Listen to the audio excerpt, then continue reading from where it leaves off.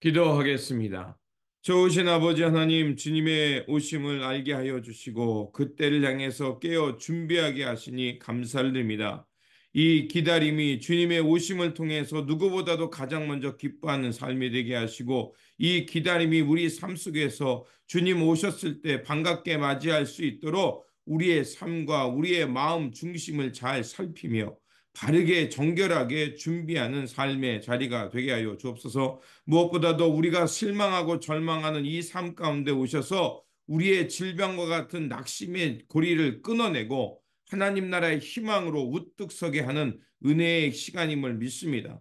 주님, 다시 한번 우리 가운데 찾아와 주셔서 우리의 삶의 자리와 형편을 아시고 우리에게 힘과 용기를 주시는 예수 그리스도를 바라보며 힘차게 살아가는, 또 주님의 오심의 때를 향해서 잘 준비하는 준비된 성도들, 깨어있는 성도들 되게 하여 주옵소서. 우리 구주 예수 그리스도 이름으로 기도드립니다. 아멘. 오늘 우리에게 주신 말씀은 누가복음 2장 11절에서 14절입니다. 오늘 다윗의 동네에서 너희에게 구주가 나셨으니 그는 곧 그리스도 주님이시다. 너희는 한 갓난아이가 포대기에 쌓여 구유에 뉘어 있는 것을 볼 터인데 이것이 너희에게 주는 표징이다. 갑자기 그 천사와 더불어 많은 하늘 군대가 나타나서 하나님을 찬양하여 말하였다. 더없이 높은 곳에서는 하나님께 영광이요, 땅에서는 주님께서 좋아하시는 사람들에게 평화로다. 네. 누가복음 1장 78절에서 79절을 보면 그는 해를 하늘 높이 뜨게 하셔서 어둠 속과 죽음의 그늘 아래에 앉아 있는 사람들에게 빛을 비치게 하시고 우리의 발을 평화의 길로 인도하실 것이다. 라는 그 세례자 요한의 아버지 스가랴에게 하나님께서 성령 가운데 주신 예언의 말씀이었습니다. 이 예언은 세상 가운데 그 고통받고 있는 하나님의 백성들, 그들을 위로하시기 위해, 또 그들을 그 어두움에서 구원하시기 위해 오시는 주님을 잘 표현한 말씀입니다. 죽음에 짙은 세상의 빛으로 예수 그리스도께서 오신 것입니다. 갈등과 혼돈, 그 절망과 쓰라림의 시대는 끝나가고 이제 예수 그리스도를 통해서 새로운 시대, 평화의 시대가 도래하고 있음을 말하는 것이었습니다. 어두운 세상에 빛이 임하면 그 어두움은 물러가고 즉시 빛이 드러나는 것처럼 바로 주님께서 이 땅에 오시는 것은 하나님의 역사가 마침내 이 땅 가운데 개입하는 사건이며 하나님이 이 어둠의 역사를 물리치고 승리하실 것임을 말씀해 주는 것이었습니다. 그래서 예수 그리스도의 탄생은 곧 하나님의 승리를 선포하는 것이었습니다. 그래서 성탄절, 또 이 성탄절을 기다리는 이때는 기쁨의 절기라고 말할 수 있습니다. 우리가 읽진 않았지만 본문 1절에서 누가는 예수님이 가이사 아우크스투스 황제일 때에 구레뇨가 시리아의 총독으로 있을 때 이 세상에 오셨다라고 말을 하고 있습니다. 그렇다면 예수님이 오시는 그때, 그 시간을 이렇게 구체적으로 또 누가 통치하고 있는지를 말하면서 예수님이 그때 오셨다라고 말하는 이유는 무엇일까요? 바로 세상의 임금인 가이사 아우쿠스 황제도 아니고 또 시리아의 총독인 구레뇨도 평화의 왕이 아니고 진정한 평화의 왕은 누구냐? 예수 그리스도라는 것을 누가는 바로 이 2장 1절에서 선포하면서 그 예수 그리스도의 탄생을 말하고 있는 것입니다. 바로 로마의 황제가 다스리는 그 세상은 그 로마의 막강한 군대와 힘을 가지고서 많은 사람들을 정복하고 그들을 약탈해서 로마의 시민만 행복한 세상이었습니다. 그들만 행복한 그들의 세상이었다는 것입니다. 하지만 예수 그리스도께서 이 땅에 오시는 사건은 황제처럼 화려하지도 않고 또 막강한 군사력을 가진 것은 아니지만 주님은 이 낮고 낮은 자리를 찾아오셔서 우리에게 진정한 하늘의 평화가 무엇인지를 알려주시는 평화의 왕이라는 것입니다. 그래서 주님의 오심을 통해서 특정한 사람만 평화를 누리는 것이 아니라 모든 인류가 평화를 누리며 모든 인류가 하늘의 하나님 나라의 의와 공평 가운데 살아가는 세상이 시작되었음을 우리에게 알리는 것입니다.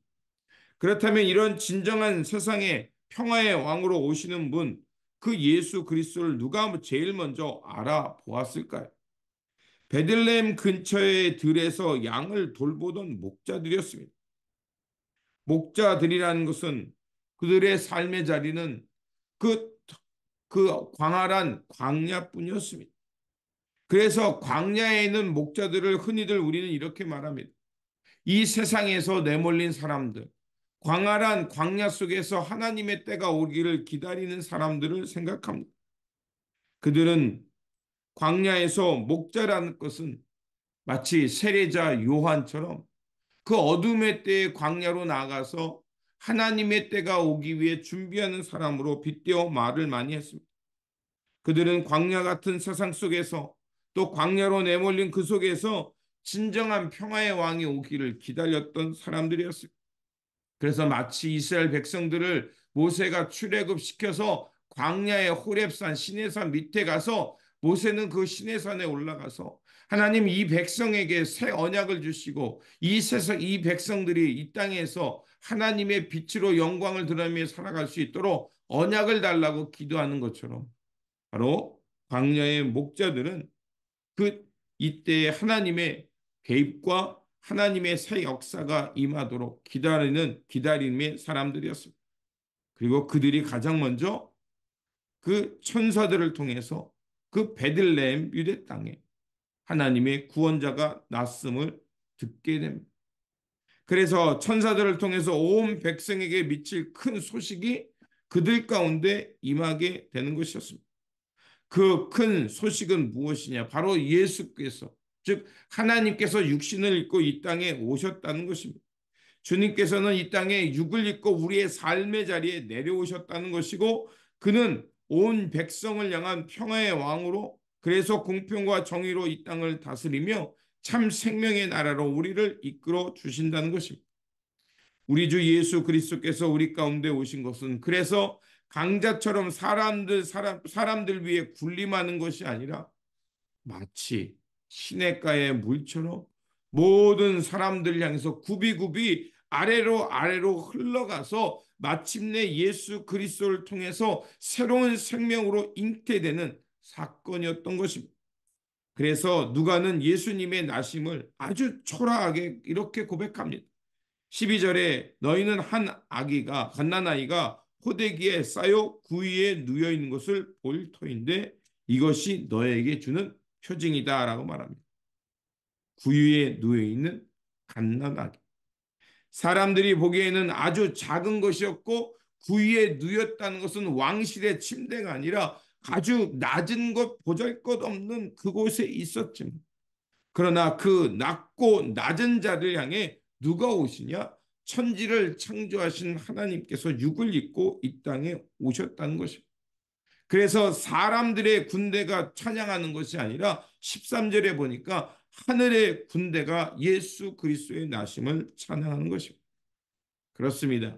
세상이 어둡고 불의가 가득한 것처럼 보일지 모르지만 하나님은 오늘도 우리의 눈과 우리의 상황을 뛰어넘어서 여전히 이 역사 속에 개입하시면서 부드러우면서도 강하게 이 땅을 새롭게 하고 있는 것입니다. 말씀은 바로 우리가 그것을 보라는 것이었습니다.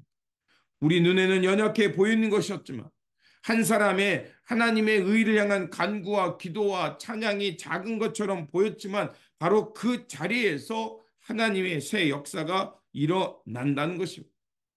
어두운 방 안에 불안을 키면 그 즉시 어둠은 몰락하고 그 빛의 주변으로 환해지는 것처럼 우리 주 예수 그리스도는 작지만 강렬한 빛으로 이 어두움을 몰아내고 있는 것입니다.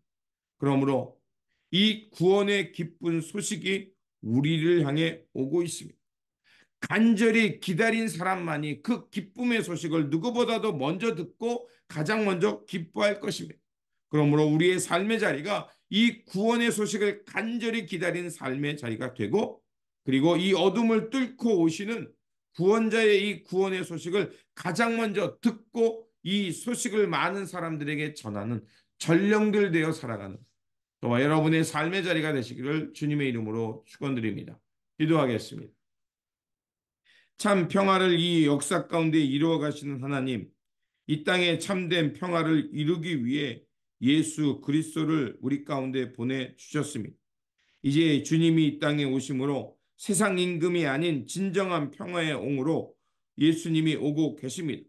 그러므로 깨어 준비함을 통해서 누구보다도 예수 그리스도의 나심을 가장 먼저 알아보고 기뻐하는 사람들이 되게 하여 주옵소서. 광야에서 양떼를 돌보며 하나님의 때를 기다렸던 목자처럼 하늘의 천군 천사를 통해서 하나님의 그 구원의 소식을 듣게 하여 주시고, 누구보다도 가장 먼저 달려가서 구유에 누인 아기 예수를 뵙고 경배하는 삶이 되게 하여 주옵소서. 오늘도 아버지 하나님, 오늘도 우리의 삶의 자리가 높은 곳을 향해 가지 않게 하시고, 다시 한번 이 세상 가운데 낮은 곳, 어두운 곳, 도움이 필요한 곳, 그곳을 향해서 주님의 기쁜 소식을 향해 달려가는 하나님의 사람들, 주님의 복음의 전령들이 되게 하여 주옵소서. 그래서 아버지 하나님, 그 어두운 가운데 있는 이들이 구원의 기쁜 소식을 듣고 그 하나님 나라의 영광을 향해 함께 일어나 찬양의 세계로 나갈 수 있는 그 변화의 시대가 시작되게 하여 주옵소서. 우리 구주 예수 그리스도 이름으로 기도드립니다. 아멘.